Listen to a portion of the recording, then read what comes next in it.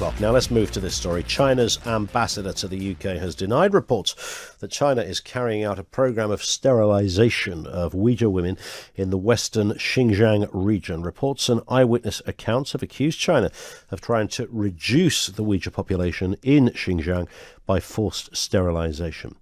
Mr. Liu, who was confronted on the BBC's Andrew Marr show with drone footage that appears to show Uyghurs being blindfolded and led to trains. He said he didn't know what the video was showing and claimed that the Uyghur population was in fact growing. The so-called Western intelligence keeping up make this a false accusation against China. They said 1 million more Uyghur has been persecuted. You know how many population Xinjiang has? 40 years ago, it's a 4-5 million. Now it's 11 million people. And people say, we impose, we have a ethnic cleansing, but the population has doubled. Let's speak with Stephen Kinnock, Shadow Foreign Minister and Labour MP for Aberfan, of course. Stephen Kinnock, good afternoon to you. What are you making, firstly, of the ambassador's comments? Well, look, I think that video footage was verified by a number of security services and also from the Australian source that I believe it came from. So it would be far better, I think, for the Chinese authorities to recognize the reality of what's happening in Xinjiang province and to recognize that there are very serious concerns about the protection of human rights and the rule of law, and of course for China to recognize that it is a great power. It's a country with a population of 1.4 billion people. It's got tremendous economic power, and nobody is disputing that. But as a great power, it also needs to behave responsibly, to be in line with the basic norms for and protection of human rights and the rule of law that we would expect from a leading player in the international community. And I'm afraid that the ambassador's interview on the Andrew Marr show yesterday showed that that is not the way that Beijing is thinking. And the Chinese Communist Party does need to recognize that we need to see changes and that the international community must now pull together and stand firm against these kind of abuses. In terms of that, on that point, I mean, the British government are making noises. Huawei, of course, is going by the wayside. Some say doesn't go far enough. We've heard about social media companies that won't be setting up in this country. Are they all part? I mean, it's a bigger picture, of course, than just this one story in China. But do you think all of those elements add up in terms of a reasoned response? Yeah, I think that there's absolutely a much clearer message being sent now than has been. That is welcome.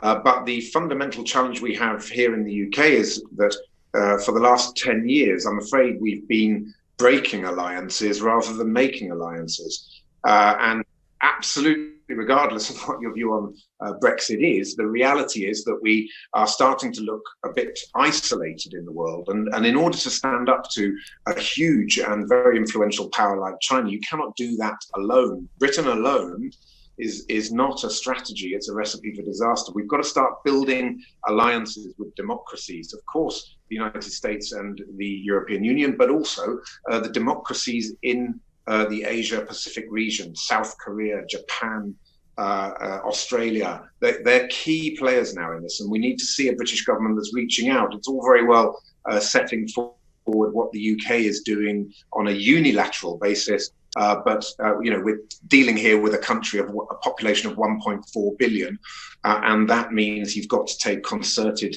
international action. And we also need to see domestically much clearer policies around reducing our strategic dependence on China in terms of our supply chains. We need to build up our own manufacturing capability. We need to be much clearer in terms of protecting strategic national assets in this country from foreign takeovers, which are not in our national interest. So we need an integrated China strategy that is clear on what we need to do domestically and is much smarter and more strategic about what we're doing in terms of building alliances with other democratic countries. Okay, and back to the the initial point here about Xinjiang and what is going on in that region, Mr. Kinnock. I mean, at the moment, there is widespread condemnation, but turning up on radio or television, whether you're a minister, a shadow minister, British or otherwise, condemning it isn't going to change it.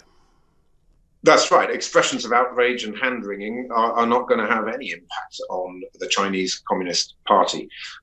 We have now finally got a very powerful tool called the Magnitsky sanctions, which enables the British government to target specific individuals who are guilty of human rights abuses. The primary legislation for this was passed in May 2018. It's absolutely unacceptable that it's taken the government 2 years to get to the point where they can actually implement it. But they have now done that. That's good. The Foreign Secretary announced the first wave of Magnitsky sanctions, and I was very shocked and disappointed not to see a single official of the Chinese Communist Party on that list. And we know that there are Chinese Communist Party officials in Xinjiang province who are the architects of the repression and persecution of the Uyghur people. Why are they not named in those Magnitsky sanctions, which enable visa bans and asset freezes and send a very clear and very targeted message that human rights abusers can no longer get away with this? So I think the first step we need to see is today, at the dispatch box, the Foreign Secretary is making a statement very shortly on China. We need to see him coming forward with the list of Chinese Communist Party officials who will be targeted under the Magnitsky sanctions. And I'm bound to ask you, Stephen Kinnock, just as a final question, when's that old Russian report due to see the light of day? Well, my understanding is that it's coming this week. But again, it's just completely outrageous. We've been waiting, I think, over a year now for that report to come forward.